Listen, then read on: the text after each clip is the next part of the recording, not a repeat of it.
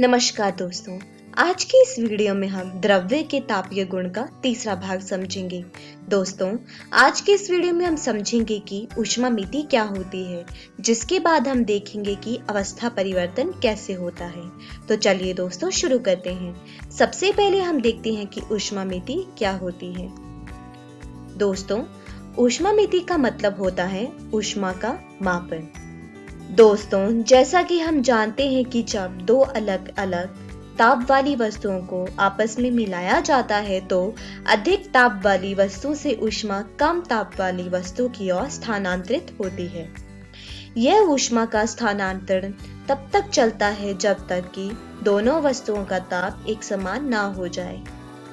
इस प्रक्रिया में अधिक ताप वाली वस्तु द्वारा दी गई ऊष्मा का मान कम ताप वाली वस्तु द्वारा ली गई ऊष्मा के बराबर होती है, अर्थात ऊष्मामिति ऊष्मा संरक्षण के नियम पर आधारित होता है, जिसमें अधिक गर्म वाली वस्तु द्वारा त्यागी ऊष्मा बराबर होती है कम गर्म वस्तु द्वारा ग्रहण ऊष्मा।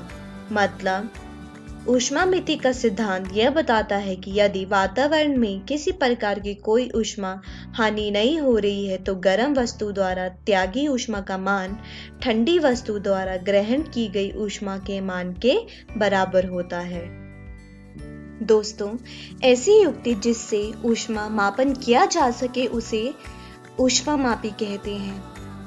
यह धातु के एक बर्तन तथा उसी पदार्थ जैसे तांबा अथवा एल्यूमीनियम के विडोलक से मिलकर बना होता है।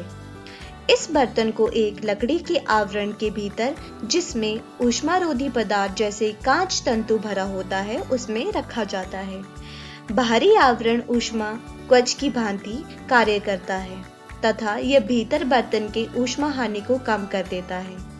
बाहरी आवरण में एक छिद्र बनाया जाता है जिससे होते हुए पारे का तापमानी बर्तन के भीतर पहुंचाया जाता है। यह ऊष्मामिति के सिद्धांत पर कार्य करता है, जिसमें लुप्त ऊष्मा बराबर होती है ऊष्मालब्धि के सिद्धांत पर। चलिए दोस्तों, अब आगे बढ़ते हैं और देखते हैं कि अवस्था परिवर्तन क्या होता है। दोस्तों, सामान्य रूप से द्रव की 3 अवस्थाएं होती हैं, जो कि है ठोस, द्रव तथा गैस। दोस्तों, इन अवस्थाओं में किसी एक अवस्था से दूसरी अवस्था में संक्रमण को अवस्था परिवर्तन कहते हैं। 2 सामान्य अवस्था परिवर्तन ठोस से द्रव तथा द्रव से गैस के बीच में होता है और ये परिवर्तन तब ही हो सकते हैं जब पदार्थ तथा उसके परिवेश के बीच ऊष्मा का विनिमय हो। दोस्तों, ठोस से द्रव में अवस्था परिवर्तन को गलन कहा जाता है तथा द्रव से ठोस में अवस्था परिवर्तन को संगलन कहा जाता है। ठोस से द्रव में अवस्था परिवर्तन की अवधि में पदार्थ की दोनों अवस्थाएं ठोस तथा द्रव तापीय साम्य में सहवर्ती होती हैं। दोस्तों, वह ताप जिस पर किसी पदार्थ की ठोस तथा द्रव अवस्थाएं परस्पर तापीय साम्य में होती हैं उसे पदार्थ का गलनांक कहते हैं और यह दाब पर निर्भर करता है। मानक वायुमंडलीय दाब पर किसी पदार्थ के गलनांक को प्रसामान्य गलनांक कहते हैं। दोस्तों, गर्म होने पर ठोस बर्फ द्रव पानी में बदल जाती है। ठोस में कण पास पास जुड़े हुए होते हैं तथा स्वतंत्र रूप से हिल नहीं सकते हैं, क्योंकि कणों के बीच में जो दूरी होती है वह बहुत ही ज्यादा कम होती है। द्रव पानी के कण थोड़ा दूर दूर होते हैं तथा वे स्वतंत्र रूप से हिल सकते हैं। मतलब इसी कारण से जिस बर्तन में द्रव डालते हैं वह उसी का आकार ले लेता है। जब द्रव को गर्म करते हैं तब द्रव के कण और दूर हो जाते हैं तथा वाष्प के रूप में परिवर्तित हो जाते हैं। यहाँ पर द्रव गैस में परिवर्तित हो जाता है।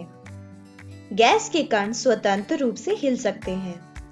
दोस्तों, गर्म करने पर कण फैल जाते हैं तथा ठंडा करने पर कण पास पास आ जाते हैं। आणविक बल के कारण ठोस के कण पास पास होते हैं। दोस्तों, ऊर्जा के कारण ये कण ठोस, द्रव और गैस में हिलते रहते हैं। जब ठोस को गर्म करते हैं तो ये कण और ज्यादा तेजी से हिलने लगते हैं। ठोस पदार्थों के कणों के बीच बहुत तीव्र आकर्षक होता है। ऊष्मा की वजह से मिली ऊर्जा इस आकर्षण से भी ज्यादा प्रभावी हो जाती है, जिसकी वजह से कण अपनी जगह को छोड़ देते हैं तथा बिना किसी रोक टोक के घूमने लगते हैं। अब द्रव तरल अवस्था में आ जाता है। ठोस पदार्थ अधिक तापमान पर पिघलते हैं। दोस्तों, पिघलते समय ऊर्जा कणों के बीच के आकर्षण के बल को पार करने में लग जाती है। मतलब इसमें तापमान में कोई अंतर नहीं होता। दोस्तों, वह ताप जिस पर किसी पदार्थ की द्रव तथा वाष्प दोनों अवस्थाएं तापीय साम्य में परस्पर सहवर्ती होती हैं, उसे पदार्थ का क्वथनांक कहते हैं। मानक वायुमंडलीय दाब पर किसी पदार्थ के क्वथनांक को प्रसामान्य क्वथनांक कहते हैं। दोस्तों, कुछ पदार्थ ऐसे होते हैं जो कि समांतर सीधे ठोस से वाष्प अवस्था में और विलोमित पहुंच जाते हैं। किसी पदार्थ का ठोस अवस्था से वाष्प अवस्था में बिना द्रव अवस्था से गुजरे पहुंचना ऊर्ध्वपातन कहलाता है तथा ऐसे पदार्थ को ऊर्ध्वपातन पदार्थ कहते हैं। शुष्क हिम इसका एक उदाहरण है। आयोडीन भी कुछ इसी प्रकार का पदार्थ है। इस प्रतिक्रिया में किसी पदार्थ की दोनों अवस्थाएं ठोस तथा वाष्प अवस्था तापीय साम्य में सहवर्ती होती है।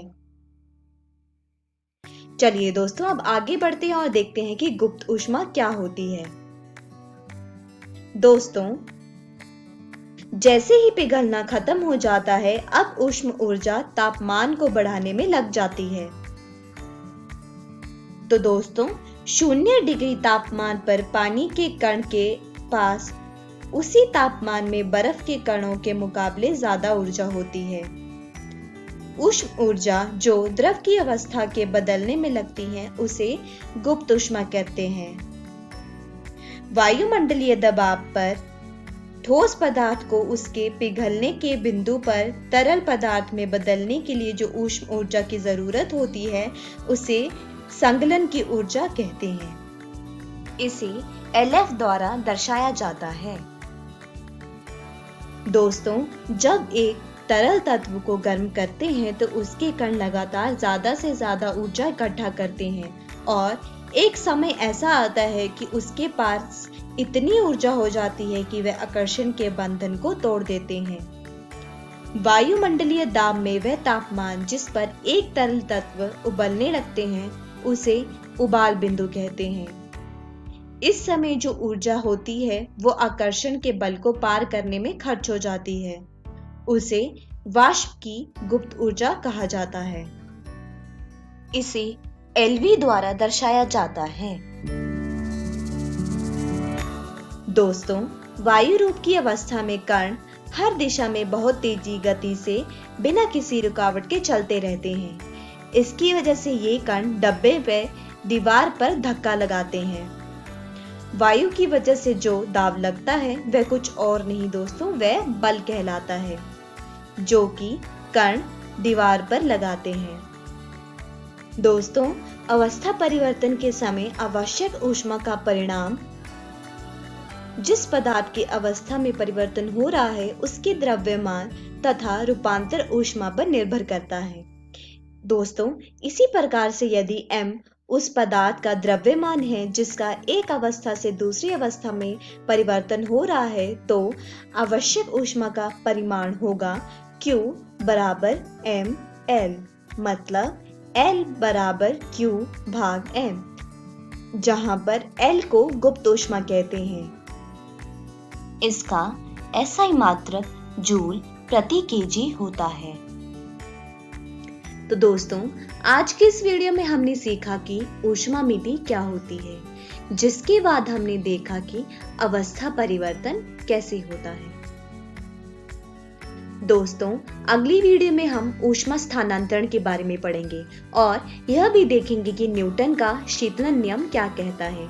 दोस्तों, मैं आशा करती हूँ आपको ये वीडियो समझ आया होगा। तब तक आप अपनी पाठ्य पुस्तक से इन विषयों को दोहराने की कोशिश कीजिएगा। धन्यवाद।